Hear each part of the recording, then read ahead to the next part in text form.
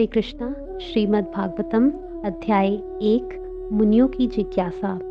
हे प्रभु, हे वसुदेव पुत्र श्री कृष्ण, हे सर्वव्यापी भगवान, मैं आपको सादर नमस्कार करता हूँ। मैं भगवान श्री कृष्ण का ध्यान करता हूँ क्योंकि वे परम सत्य हैं और व्यक्त ब्रह्मांडों की उत्पत्ति, पालन तथा संहार के समस्त कारणों के आदि कारण हैं।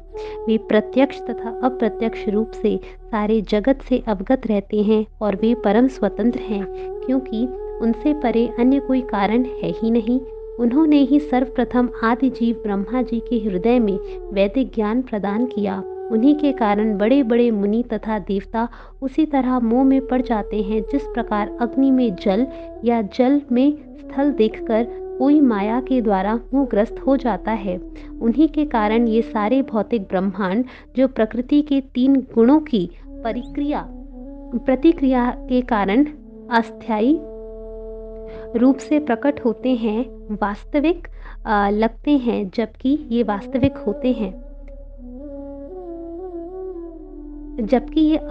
होते हैं। अतः मैं उन भगवान श्री कृष्ण का ध्यान करता हूँ जो भौतिक जगत की भ्रामक रूपों से सर्वथा मुक्त अपने दिव्य धाम में निरंतर वास करते हैं।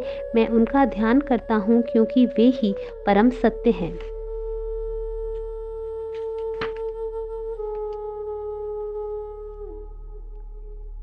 यह भगवान पुराण भौतिक कारणों से प्रेरित होने वाले समस्त धार्मिक कृत्यों को पूर्ण रूप से बहिष्कृत करते हुए सर्वोच्च सत्य का प्रतिपादन करता है जो पूर्ण रूप से शुद्ध हृदय वाले भक्तों के लिए बोधगम्य है। यह सर्वोच्च सत्य वास्तविकता है जो माया से पृथक होते हुए सबों के कल्याण के लिए है। ऐसा सत्य तीनों प्रकार के संतापों को समूल नष्ट करने वाला है। महामुनि व्यासदेव द्वारा अपनी परिपक्वता अवस्था में संकलित यह सौंदर्यपूर्ण भागवत ईश्वर साक्षात्कार के लिए अपने आप में पर्याप्त है, तो फिर अन्य किसी शास्त्र की क्या आवश्यकता है। जैसे जैसे कोई ध्यान पूर्वक तथा विनीत भाव से भगवान के संदेश को सुनता है, वैसे वैसे ज्ञान के इस संस्कार अनुशीलन से उसके हृदय में परमेश्वर स्थापित होते जाते हैं। हे विज्ञ एवं भावुक जनों, वैदिक साहित्य रूपी कल्प वृक्ष के इस पक्व फल श्रीमद् भागवतम को जरा चखो तो। यह भी शुकदेव गोस्वामी के मुख से निस्मृत हुआ है, अतएव यह और भी अधिक रुचिकर हो गया है। यद्यपि इसका अमृत रस मुक्त जीवों समेत समस्त जनों के लिए पहले से आस्वाद्य था। एक बार नैमिषारण्य के वन में एक पवित्र स्थल पर शौनक आदि महान ऋषिगण भगवान तथा उनके भक्तों को प्रसन्न करने के लिए 1000 वर्षों तक चलने वाले यज्ञ को संपन्न करने के उद्देश्य से एकत्र हुए। एक दिन यज्ञाग्नि जलाकर अपने प्रातःकालीन कार्यों से निवृत्त होकर तथा शीलसूत गोस्वामी को आदर पूर्वक आसन अर्पण करके ऋषियों ने सम्मान पूर्वक निम्नलिखित विषयों पर प्रश्न पूछे। मुनियों ने कहा, हे पूज्य सूत गोस्वामी, आप समस्त प्रकार के पापों से पूर्ण रूप से मुक्त हैं। आप धार्मिक जीवन के लिए विख्यात समस्त शास्त्रों एवं पुराणों के साथ साथ इतिहासों में निपुण हैं क्योंकि आपने समुचित निर्देश में उन्हें पढ़ा है और उनकी व्याख्या भी की है। हे सूत गोस्वामी, आप ज्येष्ठतम विद्वान एवं वेदांती होने के कारण ईश्वर के अवतार वेदव्यास के ज्ञान से अवगत हैं और आप उन अन्य मुनियों को भी जानते हैं जो सभी प्रकार के भौतिक तथा आध्यात्मिक ज्ञान में निष्णात हैं। इससे भी अधिक चूंकि आप विनीत हैं, आपके गुरुओं ने एक सौम्य शिष्य जानकर आप पर सभी तरह से अनुग्रह किया है। अतः आप हमें वह सब बताएं जिसे आपने उनसे वैज्ञानिक ढंग से सीखा है। अतएव दीर्घायु की कृपा प्राप्त आप सरलता से समझ में आने वाली विधि से हमें समझाइए कि आपने जन साधारण के समग्र एवं परम कल्याण के लिए क्या निश्चित किया है। हे विद्वान, कली के इस लौह युग में लोगों की आयु न्यून है। वे झगड़ालू, आलसी, पथभ्रष्ट, अभागे होते हैं तथा साथ ही साथ सदैव विचलित रहते हैं। शास्त्रों के अनेक विभाग हैं और उन सब में अनेक नियमित कर्मों का उल्लेख है, जिनके विभिन्न प्रभागों को वर्षों तक अध्ययन करके ही सीखा जा सकता है।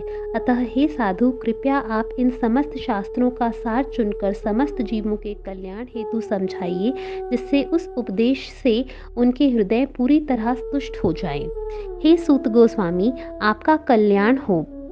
आप जानते हैं कि पूर्ण पुरुषोत्तम भगवान देवकी के गर्भ से वसुदेव के पुत्र के रूप में किस प्रयोजन से प्रकट हुए। हे सूत गोस्वामी, हम भगवान तथा उनके अवतारों के विषय में जानने के लिए उत्सुक हैं। कृपया हमें पूर्ववर्ती आचार्यों द्वारा दिए गए उपदेशों को बताइए, क्योंकि उनके वाचन, श्रवण तथा कहने सुनने दोनों से ही मनुष्य का उत्कर्ष होता है। जन्म तथा मृत्यु के जाल में उलझे हुए जीव यदि अनजाने में भी कृष्ण के पवित्र नाम का उच्चारण करते हैं तो तुरंत मुक्त हो जाते हैं, क्योंकि साक्षात भय भी इससे, नाम से भयभीत रहता है। हे सूत गोस्वामी, जिन महान ऋषियों ने पूर्ण रूप से भगवान के चरण कमलों की शरण ग्रहण कर ली है, वे अपने संपर्क में आने वालों को तुरंत पवित्र कर देते हैं, जबकि गंगा जल दीर्घ काल तक उपयोग करने के बाद ही पवित्र कर पाता है। हे कलह प्रधान युग, इस कलह प्रधान युग के पापों से उद्धार पाने का इच्छुक ऐसा कौन है जो भगवान के पुण्य यशों को सुनना नहीं चाहेगा। उनके दिव्य कर्म अत्यंत उदार तथा अनुग्रहण पूर्ण हैं और नारद जैसे महान विद्वान मुनि उनका गायन करते हैं। अतः कृपया हमें उनके अपने विविध अवतारों में संपन्न साहसिक लीलाओं के विषय में बताएं, क्योंकि हम सुनने के लिए उत्सुक हैं। हे बुद्धिमान सूत जी, कृपा करके हमसे भगवान के विविध अवतारों की दिव्य लीलाओं का वर्णन करें। परम नियंता भगवान के ऐसे कल्याणप्रद साहसिक कार्य तथा उनकी लीलाएं उनकी अंतरंगा शक्तियों द्वारा संपन्न होते हैं। हम उन भगवान की दिव्य लीलाओं को सुनते थकते नहीं, जिनका यशोगान स्तोत्रों तथा स्तुतियों में किया जाता है। उनके साथ दिव्य संबंध के लिए जिन्होंने अभिरुचि विकसित कर ली है, वे प्रतिक्षण उनकी लीलाओं के श्रवण का आस्वादन करते हैं। भगवान श्री कृष्ण ने बलराम सहित मनुष्य की भांति क्रीड़ाएं की और इस प्रकार से प्रच्छन्न रहकर उन्होंने अनेक अलौकिक कृत्य किए। यह भली भांति जानकर कि कलयुग का प्रारंभ हो चुका है, हम इस पवित्र स्थल में भगवान का दिव्य संदेश सुनने के लिए तथा इस प्रकार यज्ञ संपन्न करने के लिए दीर्घ सत्र में एकत्र हुए हैं। हम मानते हैं कि दैवी इच्छा ने हमें आपसे मिलाया है, जिससे मनुष्यों के सत्व का नाश करने वाले उस कली रूप दुर्लभ सागर को तरने की इच्छा रखने वाले हम सब आपको नौका के कप्तान के रूप में ग्रहण कर सकें। चूँकि परम सत्य योगेश्वर श्री कृष्ण अपने निज धाम के लिए प्रयाण कर चुके हैं, अतएव कृपा करके हमें बताएं कि अब धर्म ने किसका आश्रय लिया है। हरे कृष्णा।